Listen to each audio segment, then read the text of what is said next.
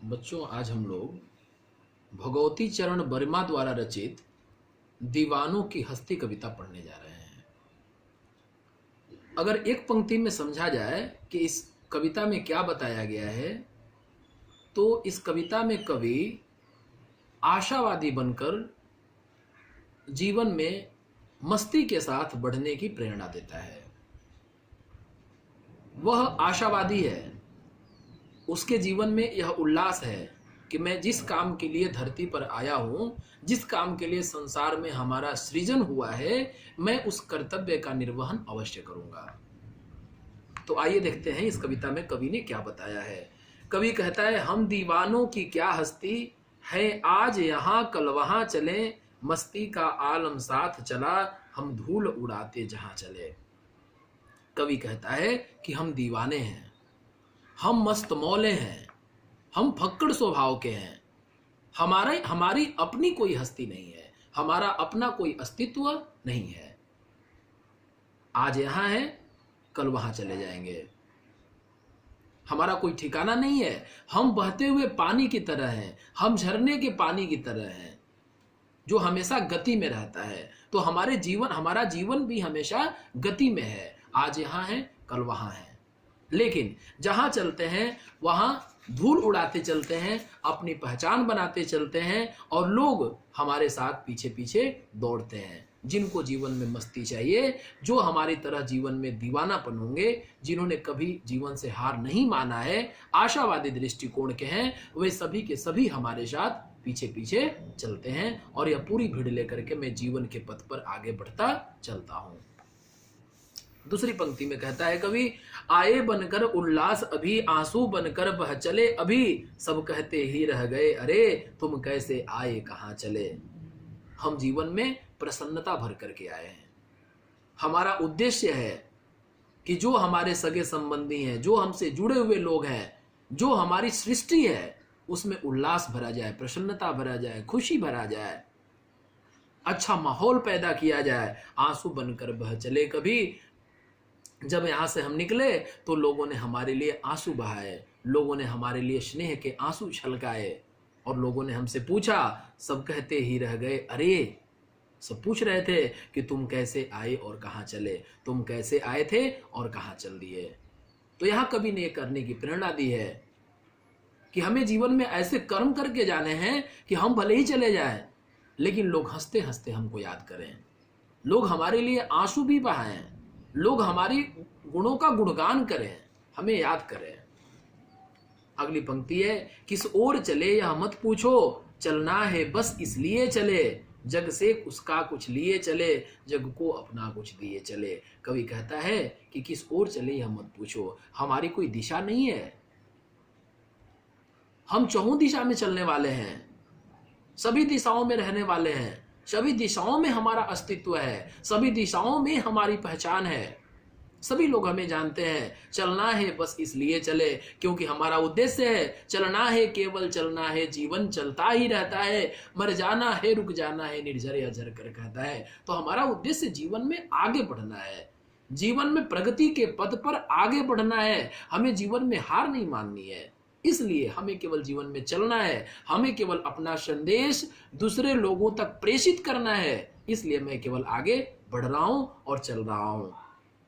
जग से हमने जो कुछ लिया वो संसार को लौटा दिया, और जो हमें देने थे वो हमने संसार को दे दिया। जो अच्छाइयां थी, जो संसार को मस्ती सिखानी थी, जो संसार में आशा की किरण भरनी थी, वो हमने भर दिया। जो संसार का हमने लिया था वो उनका लौटा दिया। किसी का कोई कर्ज हमारे ऊपर नहीं है। दो बात कही दो बात सुनी, कुछ हंसे और फिर कुछ रोए, छक कर सुख दुख के घूंटों को एक भाव से पिए चले। दो बात कही दो बात सुनी, जीवन में ऐसी घटनाएं चलती रहती हैं। हमें दो बातें सुनाने का भी अवसर मिलता है, दो बातें सुनने का भी अवसर मिलता है। तो सुनने की क्षमता भी उसी में होगी जो सुनाने की क्षमता रखता हो। तो कवि यहां कहता है कि हमने दो बातें कही भी, दो बातें लोगों से बात की भी, और कुछ उनकी बातें सुनी भी, थोड़ी हंसी भी हुई, थोड़ा रोना भी हुआ, क्योंकि यह जीवन तो हंसने और रोने का संगम है। यह जीवन तो सुख और दुख का दो किनारा है। जिसके जीवन में सुख और दुख दोनों नहीं आते हैं, वह इन दोनों के मर्म को नहीं समझ पाता है। इसलिए इस जीवन रूपी नदी में दो किनारे हैं, एक सुख का किनारा और एक दुख का किनारा। छक्कर सुख दुख के घूंटों को, और हमने इन दोनों घूंटों को, इन सुख और दुख दोनों को, दोनों का स्वाद लिया, दोनों से अपने आप को तृप्त किया, और हम एक भाव से पिए चले, और हम समान रूप से एक भाव से जीवन के सारे दंशों को, सारे कष्टों को, सारी खुशियों को एक साथ पीते हुए, एक साथ दिखते हुए और आगे रास्ते पर बढ़ गए। आगे कवि कहता है, हम भिख मंगों की दुनिया में स्वच्छंद लुटाकर प्यार चले, हम एक निशानी से उड़ पर ले असफलता का भार चले। हम भिख मंगों की दुनिया में प्यार लुटाने आए थे, यह दुनिया भिखमंगा है। यहां प्रश्न उठता है, कवि ने दुनिया को भिखमंगा क्यों कहा है? क्योंकि दुनिया केवल लेना जानती है, दूसरे का केवल ग्रहण करती है, अपना कुछ देना नहीं जानती। सभी लोगों को देखिए, केवल लेने के लिए उतावले हैं।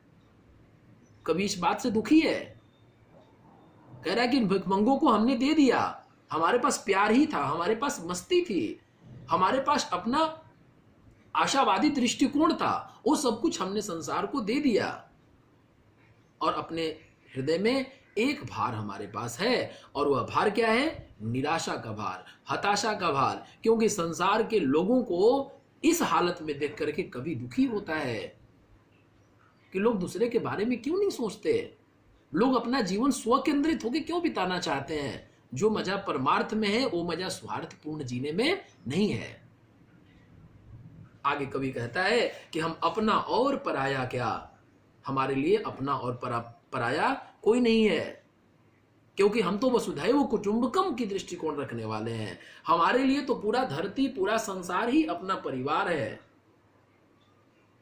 आबाद रहें रुकने वाले, और कवि आशीर्वाद भी देता है कि जो लोग यहाँ पर हैं वो ठीक तरीके से रहें, सही तरीके से अपना जीवन जिए, और वे आबाद रहें, वे हमेशा आगे बढ़ते रहें। हम स्वयं बंधे थे और स्वयं हम अपने बंधन तोड़ चले, न तो हमें कोई बुलाया था और न ही हमें कोई जाने को कह रहा है। हम तो स्वयं अपने बंधन में बंध कर आए थे, और अपने बंधन को आज मैं तोड़ता हूँ, और इस बंधन से मुक्त करता हूँ अपने आप को, क्योंकि हमें जो देना था संसार को वो हमने दे दिया, अब हमारे पास देने के लिए कुछ नहीं बचा हुआ है।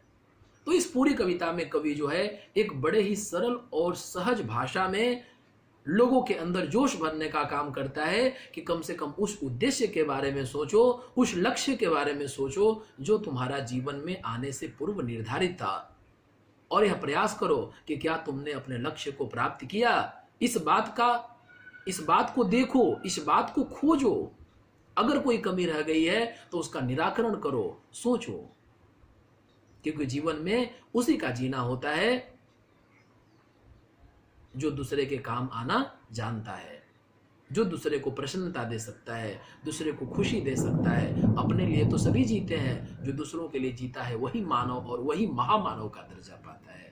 तो बच्चों, हमको उम्मीद है कि आपको ये कविता समझ में आ गई होगी। इसके बाद भी अगर कोई डाउट होगा तो आपको PDF और तमाम चीज़ें उपलब्ध कराई जाएंगी, वहाँ से देखेंगे और समझने का प्रयास करेंगे। Thank you.